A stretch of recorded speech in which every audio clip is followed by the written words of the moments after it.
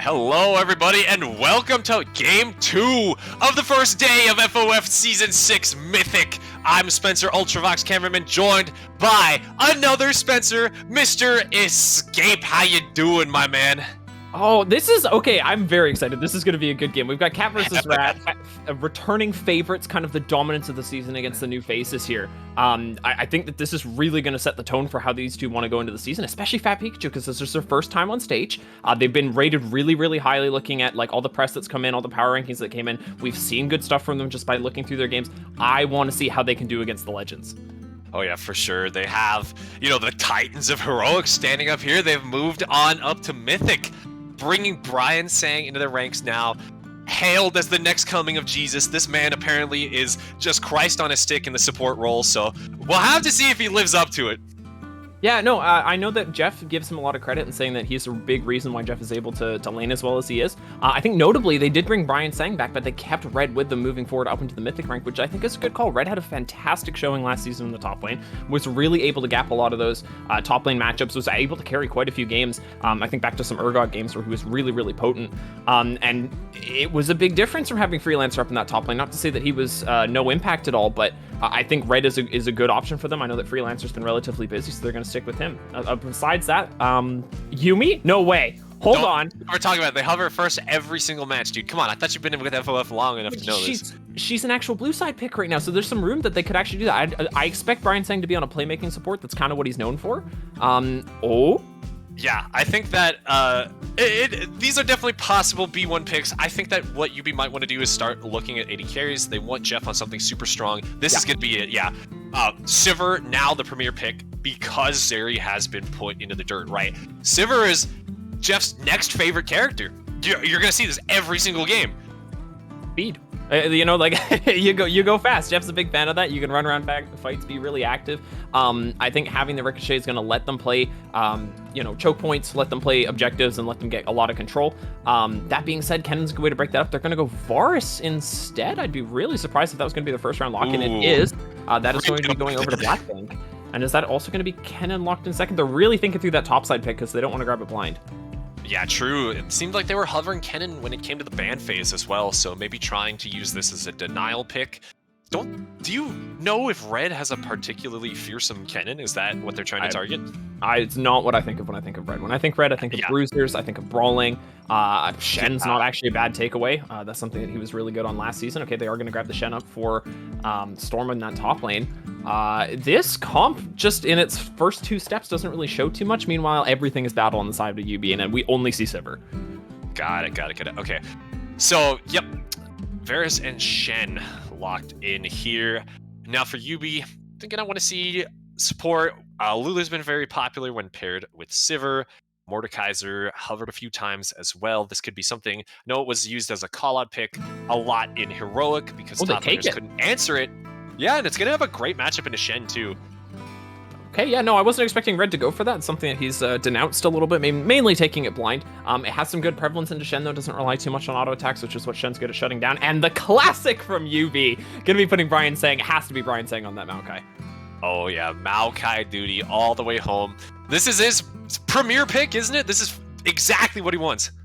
Yeah, no, and this is something that YUBI knows how to play with. They saw it playing with Bill the Pony in previous seasons. We've seen Brian Sang busted out a couple of times. It's one of their favorites. They like going to it. It lets you force fights, lets you hold objectives really well, which is something that a lot of people don't talk about with Maokai, is you get to put saplings everywhere. Now it's really hard to walk into your own jungle, get towards those objectives. Is that going to actually be... Yeah, it's going to be Echo picked up in the mid lane for some fantastic. Yeah, that's Pikachu. They're having the balls to do what TDE never could. Pick Echo. I really like that. If it's going on Joyon, one of the players with like 1,000 games of solo queue, gotta watch out for that guy. Yeah, I would be interested. I feel like they have to be flexing that because you've taken your mid laner. Either this is going to be double mid lane bans, in which case this is going to be going into the mid lane. No, it's going to be a Vi first. Okay, so I think this is actually a true flex on the Echo. It could be going into either one of those lanes. I don't like grabbing it blind, but I think if you're going to flex it like that, it gives you a lot of room right here to take up some additional bans. Nami's going to be taken away to go with that Varus. Be interested to know where Fat Pikachu actually wants to go with this draft, because again, they really haven't shown too much of their identity yet. I actually think this is a super good flex pick into YUBI because Civillock Clovis, he's always playing these punishable scaling picks, right? I think of Zillion when we're thinking of Civillock, and Echo gonna be great in the lane, trying to run him over, trying to just accrue that solo lane advantage. Could work out really well. Now, Lulu hovered for Fat Pikachu to round out this Varus bot lane. I do like this as a denial as well. Actually, it's not a denial anymore. They already have Maokai. Yeah, no, it would be a good denial. Maybe they're not aware that that's going to be Maokai support, and the mix of the Maokai and the Mordecai is just messing with their heads. But you play Lulu as a way to mitigate laning phase and get your ADC into the later stages. Sometimes you play the similar style with Yumi and the other way around, in which you just mitigate the laning phase and get the Yumi into the later stages. But I don't think you want Forest going late game against a Sivir if that's your ADC matchup. I don't know if that's what they're intending on here, or whether they're going to try and use it with somebody else. Obviously, they still have a pick to reveal. Skarner coming in from Utility Monster. I don't know that I've ever seen him play Skarner. It fits perfectly in his wheelhouse. He's all about these just run at you tank characters that are the designated engage for your team, I think it's, you know, totally fine for him, able to lock down the Echo if needed. So I do like that. And now we're looking at the mid lane pick for Civillock here. A few different hovers. Vel'Koz will be it. I like that a lot more than Galio. They need damage on that team. And I'm just looking at it, I'm thinking that maybe they're thinking of Skarner kind of like a budget Vi here. You know, it's a lot more tanky. I know Utility Monster has said that he can't play a non-tanky Vi in the past, so that's going to work well there. Vel'Koz is going to work over the top for some good damage. Going to make it very difficult for, like, Fat Pikachu has to get in and has to make fights happen, which right now they can. And that looks like it's going to be Echo going into the jungle there, as it looks like Sundubu is going to be put on the Galio, unless they have a last-second swap. No, they don't. Okay, Galio is going to round out that comp. So Varus and Echo is going to be the main damage on that one. It's going to be hard to get in with just that breaking in past a Maokai, past a Mordekaiser. I think that YUBI's got some room to play team fights very, very well, but maybe Fat Pikachu can make some stuff work in the side lanes, or if that bot lane goes off, could be dangerous. Yeah, they're looking to use the Galio ultimate, make some macro plays, especially when paired with Shen. Very interesting play patterns available for Fat Pikachu, and I think they are heavily disadvantaged in a 5v5, but we'll have to see how this game unfolds. Let's start getting onto the Rift and see what these players have prepared for us today. Yeah, my first thought is just going to be Rinse and Summoner spells for these teams. I don't see anything too jarring off the bat. No, I will stick with that claim. And nothing too crazy. Obviously, the cleanse coming through on the Sivir, that's going to be a really high priority for YUBI. They need to make sure that Sivir's getting damage down through all of their fights. And I think that maybe this is a little bit presumptuous to say that she can, because there is poke, there is engage on the side of Fat Pikachu. So maybe they can start to cause problems.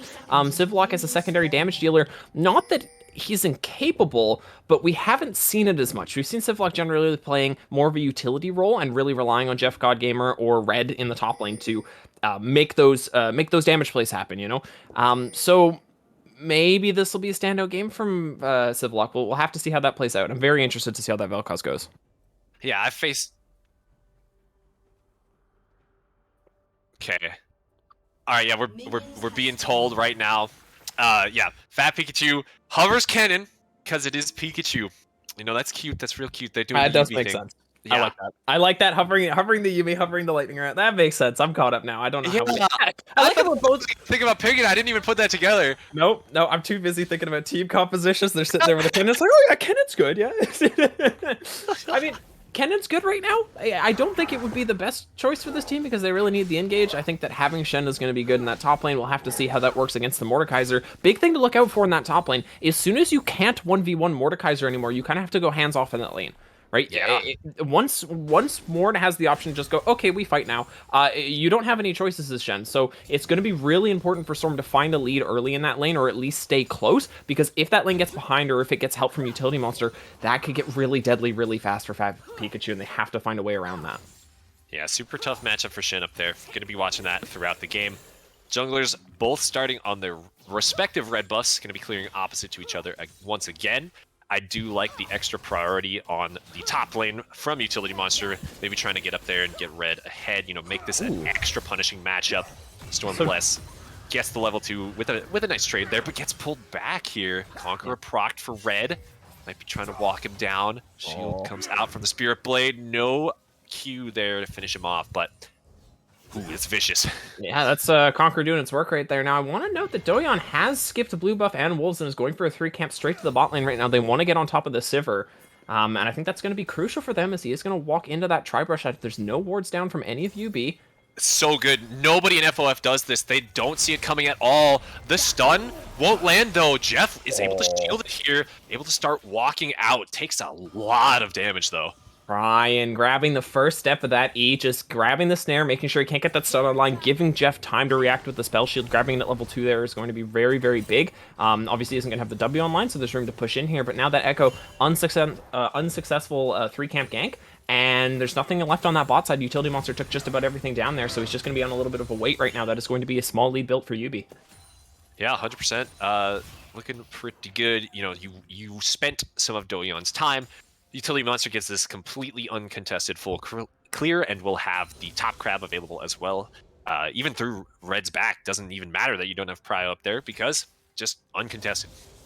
And Jungler's on the wrong side, top laner's pushed in, your mid laner's missing, but they know they're safe. They know that there's going to be no problems there. I think that what this says to me is that they really want to put some focus on Blackpink and getting Blackpink ahead against Jeff. Obviously, Jeff is a bit infamous as it might be for being able to carry games from strong situations. Now, hold on, big engage here.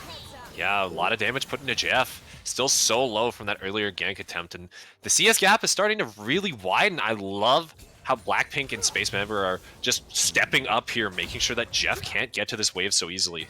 We just off-screen that Q. I was a little bit worried that was just going to take Jeff off the map right there. And you know what? This is showing the power of that 3 campus. We do see Echo coming back. I don't imagine that's going to turn into too much just a ward in that bush. They're pushed under turret. But look at the lead that it has built. Obviously did put the Echo a little bit behind, was able to pick up his camps a little later, is now only down the card camp that he missed at the early stages to Utility Monster. But that gank built a lead for Blackpink, and now Jeff God Gamer and Brian Sang are under turret. They're going to try and push this wave back. Jeff has been without W for a lot of this laning phase, and that should give them a nice comfortable recall that they can just go and take. If he wants to, that is. He's just going back to turret again. I think that Brian's giving him a lot of time. Getting poked out, yeah, that's really tough. That really messes up your timer too with this dragon spawning. This is creating such a good window for YUBI to all come down here and get this first Drake rolling. Especially when you're the Sivir, you're the weaker AD carry in this matchup. It's so tough. You want this bot lane priority, this early dragon stacking. Utilities right here on the bot side. This is definitely an option, but and they can't just recall? YUBI just resets their bot too. Yeah, I think there was room there for Blackpink to cancel the recall there of Jeff, and it could have been really scary because now you're in a 2v1. That was an opportunity to burn flash right before the dragon comes up. But now, like you say, YUBI has the recall in, dragon's up. I think there's like reason to say, yeah, they have a great ward there from Brian to catch the recall coming out from Blackpink. So they know that ADC is not going to be there. I'd be interested to see if Utility Monster is going to turn tail after that wolf camp, make his way back to the bot side. Yeah, he seems to have kind of an awkward clear here. Maybe his camps aren't spawning fast enough. Oh, his Gromp's just coming up. So now it'll be good. Now it'll be really Suffering good. from success, he's clearing too fast. Yeah, literally clearing too fast. 40 CS already. He's 8 ahead. Yes, Civillock could be in trouble. Flash forward from Sundubu to lock him up. But no summoner spells required from Civillock to get out of that one either. These ganks just aren't really working out for Fat Pikachu. Yeah, but you know what? They've gotten that mid priority out of it. Civillock wasn't able to clear this wave up right away, so it's going to give first move over to Fat Pikachu to move into that bot lane, so it's not the worst, but you do burn your Galio's flash for it. Speaking of which, that Galio is level 6 now, and they're rotating 4 people down towards the spot side for the dragon, but there's room for a tower dive here, or just any sort of engage. Meanwhile, Red in this top lane, just standing menacingly. You don't get that siege. Oh, that feels so good. If you're a top laner, he does get the cannon minion redeemed, even though he's losing most of that huge wave. Has to get contested the entire way. You can see Utility Monster coming in, does not have the ultimate available, but can just lock down Sundubu here. Here comes the combo. Shen ultimate tries to save the day, but Stand United will not end up uniting Fat Pikachu. Doyon shows his face, only to just roll on out of there. A great first blood from Utility Monster. They punished the flash. It's as simple as that. They saw the Sundubu, went for that flash earlier. They got absolutely nothing off of it. Civillock still has everything up with no mana, obviously, but there's no flash on that Galio. I'm just going to walk in and punish it, and they absolutely do. There's no wards on that top side of the map. They committed to them down towards bot side for that dragon setup, and it's as simple as that. You walk into lane, get that stun. There was a nice sidestep, but that's it. Exactly, yeah. Great job from Utility. Always bringing up the gank power. He's level 6 now, can even further push that momentum. Again, we keep talking about this dragon. Doesn't really seem like just a lot of focus until Doyon comes down here.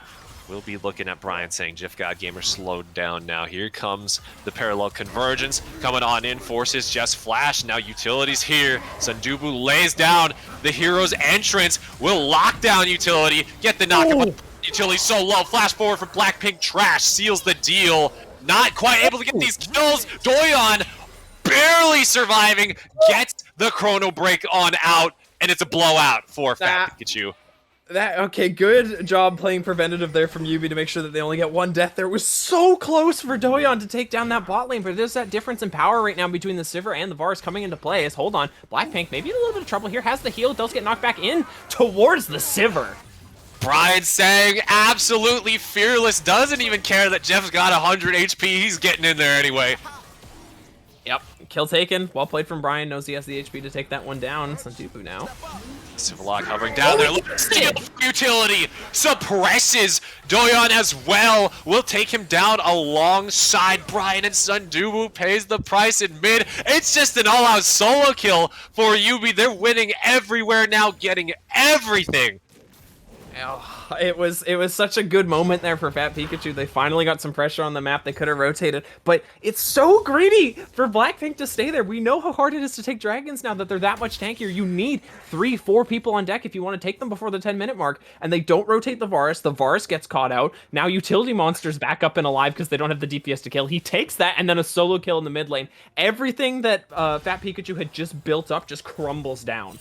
Yeah, I think the only way that could have been worse is if Space Ember also goes down there. Oh. But it's pretty much the worst possible case scenario for Fat Pikachu. Now they're sitting here looking at a 2k gold difference versus a Sivir, moreover. They've already got a dragon stacked up, a Hextech Drake. YUBI is sitting pretty as this game continues, and they will only be able to further push their advantage.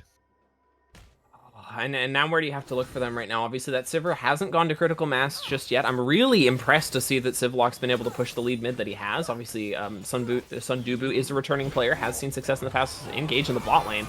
Brian's going in. They know they have the level 6 advantage. Red buff slows down Space Ember, gets the flash, stand united, brings Storm Bless down here, has the flash, can look for the flash taunt.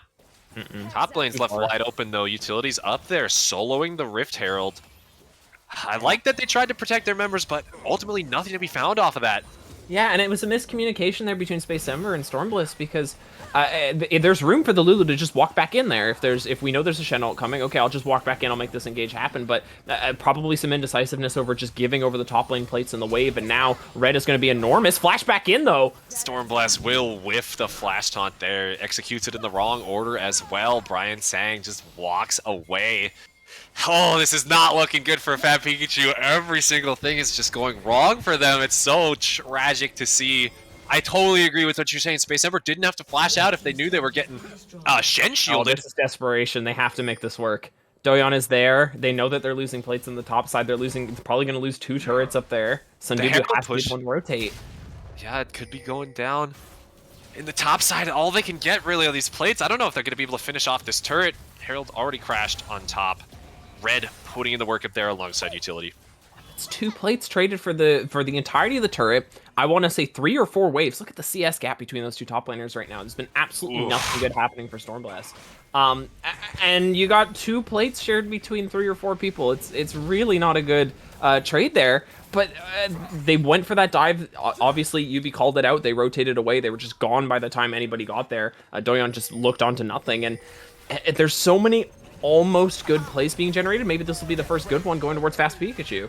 Yeah, stun found onto Utility Monster. Here comes Sundubu to follow it up. Stormbless with a nice taunt. They're just chain CCing the hell out of poor Scorpion Man. But Brian Sang for the bot side brings in the kitties. He can't find anything with it. Instead, it's just going to be a show for everybody in mid. There we go. So there was some finally showing. We were told that this team has coordination. We haven't really seen it yet. And that was the first good showing. Really good layering on the CC there. Utility Monster's far from easy to kill right now with that Aegis being finished up. But really good layering on the CC. They got all the stuns through, all the knock-up, then the taunt, and it was impossible for him to move, but they almost traded back because Sivlock is really big right now, but they were able to get out of there with no deaths, which is really big. I need to see them doing more plays like that to start getting their advantage back. Yeah, they just have to look, see where they can move Doyon around, see how they can position themselves to, find these unfair fights. This could be working out, but Red has the Death Realm, will use it for the first time in the match. Doyon trapped in here with the dreaded Red. He will be trying to slow him down. Doyon flashing away, though. Putting some more damage to Red. Stormbless. I don't know. I think Red can pull this out, especially if his W comes back up. They have to bring Sundubu back up here. Doyon taking a lot of damage as well. Red straight on the head. It's a 1v2. Just all out for Red. Will not be able to live through the Galio. It's just barely getting out. You're kidding me. Are you serious? Gets the unbreakable shield too. He can't live through this. He can't get away with it. Not fair. Finally goes down, but what was that? Red is enormous. That was ridiculous. Okay, so we might not have a chance to talk about it right now. Engage. Brian's just going in here too. YUBI pushing the tempo nonstop. They know that they have the unfair fight here. The bot too. Stand United brings Stormblast down here. Blackpink trash crawling away with a sliver of HP. Jeff Godgamer now getting his auto attacks blocked. Put some more damage out though. He's uncontested. Flash forward from Utility alongside the Impale. Shuts down Space Ember. Jeff Godgamer looking for more. definitely able to get some more plates down here. And actually, no, 15 seconds left on those, but huge win across the board from YUBI. Okay, so I think we can very quickly summarize this top fight. Obviously, we're going to have the opportunity, but I think very quick summary, top gap. Oh my god. But Red is able to turn this 2v1. Small misplay there from Doyon, but they don't get the stun off. They're not respecting Mordekaiser's damage or his healing at this point. They finally get the Galio back in, and Stormbliss doesn't feel comfortable walking back into this play, and as a result, Red's able to walk away and has the confidence to turn this onto Sandubu, and for good reason, because he's able to clean up this kill, and then only barely gets picked off. I thought it was going to be a 3v1 for a moment there. Got really scary, and then the play in the bot lane immediately erupts out of that. The engage that Sivir has with that ultimate online is so big. They know they have utility monster coming in. I am astonished that Blackpink is able to get out of here alive. Has that flash available, has to burn it almost instantly. But, you know, he's able to live, gets a kill in return. I think overall it goes 1 for 1. I think you take that as the team that's behind right now. The deadly part is that's into Sivir. Yeah, for sure. I think utility held on to his ultimate way too long here, eventually using it on Space Ember to bring them down, but had the option of using it on Blackpink way earlier. Oh, it doesn't end. Oh. Flashing out of there. Wow, this is a banger game, I gotta say.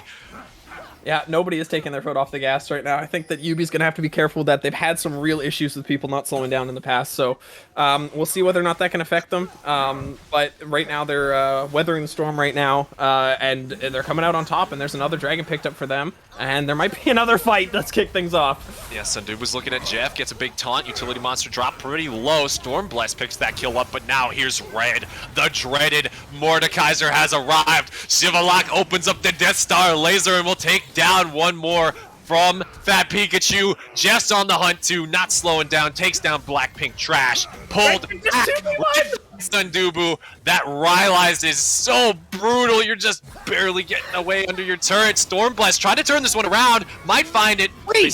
Gets Brian. Red under the turret, trying to take down Space Ember. Will get the ace. There's no way. Okay. Shut down. Finally goes over to the support though. A good shutdown right there for YUBI ultimately. 3 for 5 plus Dragon. I know who won that. No questions asked. YUBI comes out on top there. It's really disjointed from Fat Pikachu, though. They don't have their ADC nor their support really out of base by the time that fight starts. But the engage comes through for some Dubu. I don't really know why they're trying to contest the Dragon after it's already gone when you don't have people there. But the 5v3 breaks out in YUBI's favor. And it's really a miracle that Fat Pikachu is able to trade back as much gold as they did. Civiloc's going to take that tower. And it is just more money in the wallets for YUBI. Yeah, you were saying top gap before, but I think this might be a case of communication gap. We saw it when Stormbless was waffling in the top lane. We saw it when, they're trying to commit on this dragon play. I think the members of Fat Pikachu are just on two completely different pages, and yeah, sometimes the play might work out, but ultimately they are struggling because of it. Yeah, it's hard for me to see how they're going to start making these recovery plays. Obviously, they have a lot of pick potential. Echo, Galio, Varus, all very good at seeing one person and going, okay, that one, get him. But I don't know if that's something they're going to be able to coordinate themselves for. Obviously, you can't do that to the Mordekaiser. Mordekaiser's just going to be in side lanes now. Storm can't take those fights. I know that he's 3-1, but he's down gold. Mordekaiser's just so big right now. We've already seen he cannot take that fight in a 2v1. So there's no room for that to be your answer on the side lanes. Civiloc's doing a fantastic job at never putting himself in dangerous positions, and right now YUBI is just moving as a group towards this top side. I feel like your only option right now is where Civiloc is, and they might be looking for that right now. Actually, Sanduba's walking up very close. They have Echo in the wings. I want to see if they go. This has to be their play. Hovering around. I agree. It's got to be it. Looking to the bot side. Taunted up. Here's the parallel converges. Barely misses. Civiloc with the ghost. Really putting in the work, but will it be enough to save him? Red buff going to be slowing him down. Doyon rolls forward. The passive proc is there. It doesn't do enough. He's really fast. 800 gold shut down in the pockets of the Fat Pikachu jungler. Yeah, and that was really clueless. Or careless. Not clueless, careless. They know, like, running through it all very slowly in cast, but as a team of this level, you have to know where the play is for the enemy team. We've already run through all the factors. They know this. They're in-game. They know probably more than I do about how their comp is going to function. Civiloc really can't be there, but great job there from Fat Pikachu. They're able to see their play and make it work. That's 800 gold onto Doyon. And Echo can be really scary because he's kind of hard to kill. So maybe that will start rolling into a bigger snowball for what they need right now is, once again, they're going to try and make a play on this top side. 4 people brought this time. 4 people on Jeff's trying to find Sandubu here. Gets rooted out. That's a nice afterthought with the spell shield. Almost had that one, but doesn't quite find him. Yeah, I think maybe YUBI thought it was okay since they're getting the Herald out of that. They have to find more than 800 gold's worth of value now, though, to truly make it worth. I don't know. I feel like when you're this far ahead, you can't afford to carelessly give over gold. That's the easiest way for stuff to go badly. Speaking of things going badly. Oh my god, he's just chain CC'd, can't play the game. Chrono Break comes out. Maybe he can play the game. Rolls out of there. Stand United on him. There's the laser as well. Hero's Interest doesn't quite find anything. Doyon to the backside. They see him. They have to see him. The Skarner Spire gives vision. Now he's stunned out.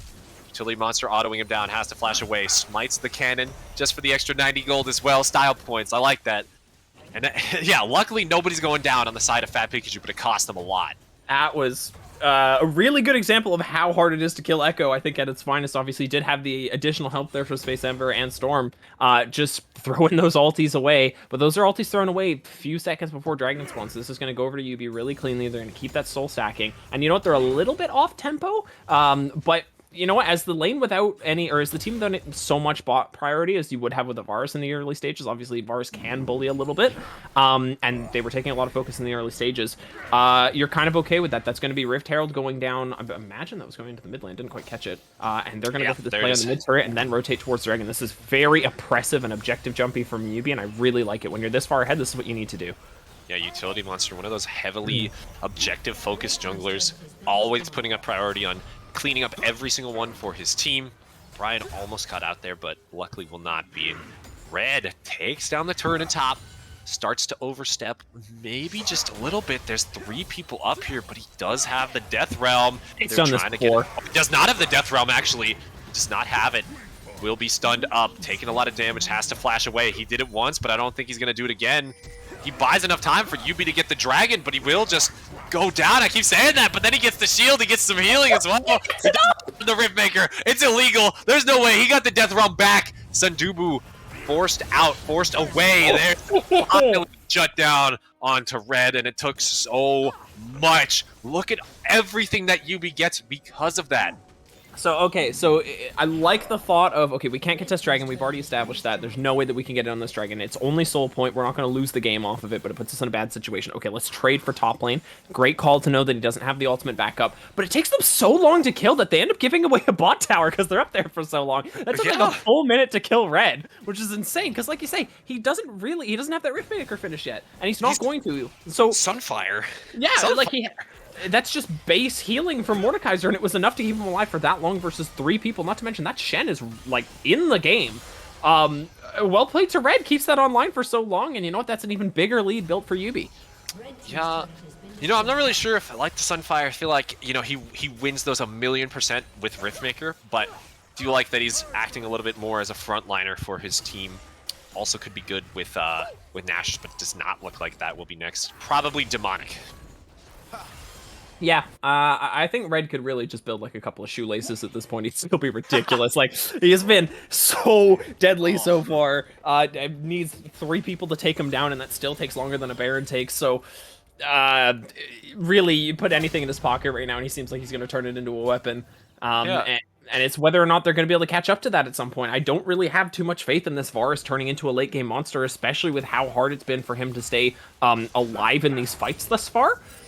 So I have to imagine Fat Pikachu gets a very clean steal, and then a very clean steal, and then, or a pick, or something. They need to start making stuff happen because they're playing really, really reserved right now, and they're not thinking they're in desperation mode, or at least they're not going for desperation mode plays, and I think they really need to. This gold lead is amounting massively, and there's a Baron on the map, and there's a Soul in 2.5 minutes. Yeah, they gotta start turning to this copium here to really believe that they can still, you know, stand a chance in this game. It's so tough. 6k gold, 3 dragons up for YUBI. They're this close to closing it out. One more huge team fight means the win, and honestly, this is exactly what I'm expecting from the winners of Heroic. 3 seasons in a row. They're bringing it up to Mythic and showing that they're no slouches. It's not just the competition in Heroic that's making them look good, but actually they're good players. Surprise! Who would have thought, you know? Crazy. We saw them last season continually get behind almost 10,000 gold by 20 minutes and still win those games. So, and they ironed out. Yeah, they were able to iron out those problems. They know that they're going for red right now on the bot side. Red still has that Death Realm up. There's no problem. There's 4 people taking this Baron, and there's not a hint in the world for Fat Pikachu that this is going to be going down until probably about now when they start to get suspicious. And yep, they're going to walk in towards that top jungle, but they have red behind them. Oh, this is going to turn into such an ugly fight. Yeah, there's the kitties locking him down. There's red on the flank as well. Nothing really to be found. Full resets here. Some large item spikes. Jeff, I think he's going for the quick blades. I think he feels good about it. You know, that's one of his favorite things on this Sivir. I mean, I have some disjointed opinions about quick blades Sivir from Jeff. Obviously, it has some merit. You can use W more, but is W more a good thing if you do like tickling worth of damage? That you know, that's a debate for everyone to go over. But you know, it is going to be quick blades rolling in, and more importantly, those quick blades are most likely going to get finished before Varus gets his first component for his 3rd item. That has not been something on the map so far for Blackpink. Hasn't been able to get really much gold in the pocket so far. There's a lot of standing gold with these turrets. Haven't lost a turret thus far, YUBI. They've been all over the map denying vision left, right, and center. They're looking for this soul to get picked up at around the 25-minute mark, which is great time for them to just start cracking open the base. This Baron is going to give them a lot of gold value. It's really hard to say too much about YUBI because they're just, doing everything just about right. Yeah, it's been pretty damn clean from them so far. Also executing this clean 4-1 push right here with red in the bot side, putting in the pressure with Baron. They know that he has to draw, you know, 3 or more members down there to contest him, so they're able to just rain hell onto this mid lane turret right here. It's just incredibly difficult to repel if you're Fat Pikachu because you also have just 0 wave clear too. Dire straits, no matter how you look at it. No, and we were worried about this draft coming into it right now, and a lot of the flaws are really being brought out here. They don't have any way to answer this Mordekaiser in the side lane. They don't have any way to create side lane pressure of their own to draw the Vel'Koz out, so they can keep with this 4-1, which is exactly what YUBI wants. They're lacking the wave clear to deal with Sivir, which is something you need to have, and as a result, there goes their mid inhibitor turret. And I don't know how they fight YUBI. I feel like YUBI can just consistently do this for the rest of the game, and there's never going to be a way for Pikachu to get in on this fight, and there's really no way to contest them taking these turrets right now. Mordekaiser's on that bot lane inhibitor, and they're going to rotate over towards the soul. Maybe there's a play in this top lane. I think this could just end the game right now. Yeah, this could be it. Brian Sang flashing in, looking for something big. It's so much damage. It's Jeff laying it on everywhere. Laser opens up as well. Oh, here's the Penta. Doesn't stand a chance. Is this the pentakill for Jeff? Stormblast, he's so low. Jeff. Kill, report utility monster, X9, everybody, get him out of here. It will just instead be the Nexus turret falling in favor of YUBI. Blackpink trash forced away from his own fountain. The ace as Civilak cleans it up and YUBI wins the first game of their Mythic season. Yeah, what a way to start it. This is their first time in Mythic, and they don't look a hair different. They're still able to completely dominate games. Taking Fat Pikachu to town and leaving them there, and then taking their house and their keys and the car, and they're stuck. Fat Pikachu will never come back from that. And it just didn't ever really look close. It's a really good showing from YUBI, and you know, I would love to sit here and be like, wow, look at these heroic guys stepping up. I'm not surprised. They looked amazing. They've looked amazing. This is just a continuation of last season. I love the way you put it. YUBI doing to Fat Pikachu what CLG did to Reginald. You hate to see it. Oh, man. I love it, though. YUBI's looking good. You know, them and Rex, strong competition here. Fat Pikachu, I think they have some things to clean up. They could end up being good competitors, but they have quite a bit to go. You know, I'd like to grab the attention of the audience real quick because I just had an alarm go off on my phone and I want to see how much power we have as the casting. Can everyone just type Loach in the chat for me? It's Loach time. I just really appreciate that if I could just get a Loach from everybody. That's all I really needed. Yep. Just trust me. I just need a Loach. I just need a Loach. Listen. What? You know, taking things away from the game, it was really, really good from YUBI. I don't think there's too much that we can really say from that. It started off really strong. It's going to continue really strong. I'm not surprised to see YUBI this dominant. And we're going to get to see whether or not teams can stack up to them in our very next game, which is going to be followed after a quick little interview from the winning team of YUBI. Stick around. Don't go anywhere.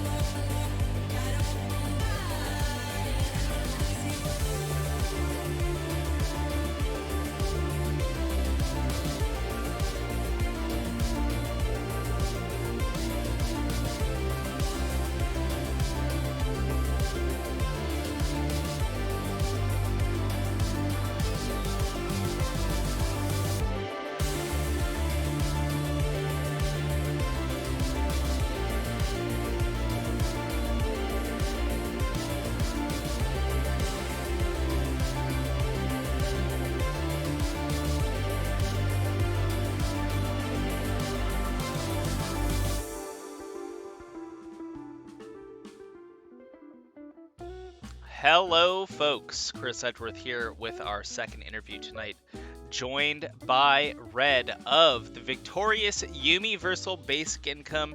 How are you feeling? Feeling pretty good. You know, glad we got our first win in on the first day. It always feels good to win, and looking forward to smashing Joshi's team tomorrow and going 2-0 in week 1. Well, we're already setting up for a rivalry match on day 2, so that's pretty good for us. You know, just writing the scripts for us. So I appreciate that. Let's talk. Let me set the table, and that's actually a really good segue. Because Rex are former champions, yourselves also perennial champions. What are your thoughts? What are your feelings matching up, being able to join the likes of the Mythic League and having the opportunity to face off against teams the likes of Rex? Well, you know, YUBI has 3 wins, Rex has 1. 3 is bigger than 1. You know, most of us can do that math here. But in all seriousness, I'm really looking forward to playing Joshi's team. I was unable to play against them in Season 4, as I was in the other league. And I always did want to play against them like in an official game, so I'm really looking forward to that. In terms of the other teams, YOLO and BBZ are teams I'm looking forward to playing against as well. Right on. Well, let's take a look at today's game. I do want to ask you a little bit about your play on the Mordekaiser here in a moment, but overall, just looking at the draft, I think Jeff Got Gamer playing Sivir Maokai in the bot side with Brian. Snooze, I sleep. But you know, the new stuff that I like seeing, Civillock, I think Civillock has actually played a couple of games of Vel'Koz in the past, yes, if I remember right, but yes, not something we see commonly. And then Skarner obviously is something that's spicy, that I like seeing come out of Utility Monster. Was not the Fertility Monster this game. And then you were on the Mordekaiser, so talk to me a little bit about your draft, what you folks had planned for this first game coming in, and what you ended up on the other side, because they had a pretty interesting draft on their end as well. Yeah, I mean, YUBI without Sivir and Maokai is just not YUBI, you know? Been this way since Season 3. Doesn't matter what kind of Sivir it is, it's just Sivir Maokai. In terms of the mid-jungle, we kind of just played towards things that were good into the matchups, and then top lane, I got to play the Mordekaiser again into Shen. Stop blind picking Shen, please. At this point, does it just feel like something that you just have to do when you see such blatant disrespect?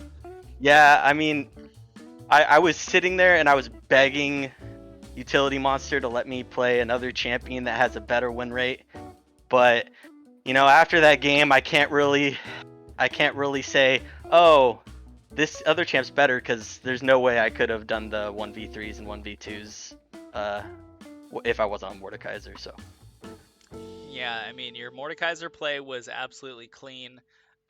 One thing that in that top lane, the first of, I think it was the first major like 1v4 of yours. One thing that caught me was that with Mordekaiser, you can like use his E sort of like quote unquote backwards to like guarantee that people get pulled away from you.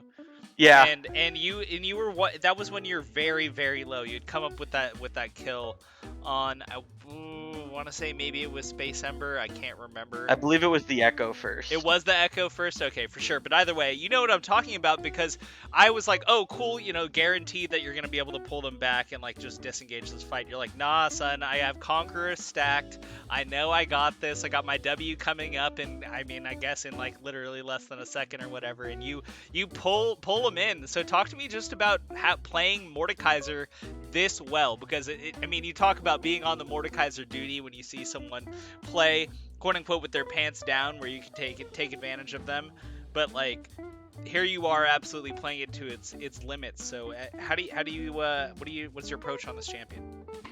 I think it's really strong when you have the appropriate setup, and this game was really, really good for it, because not only is it a good lane into the Shen, but when jungle and top are both for the most part the same damage type, which would be magic damage in this case, it's really easy to just take an MR rune, get treads, and then, you know, the second you're sitting on an item, you're just, you know, right before that, I was telling my team, yeah, I'm in 1v2 territory, so, you know, send them on up.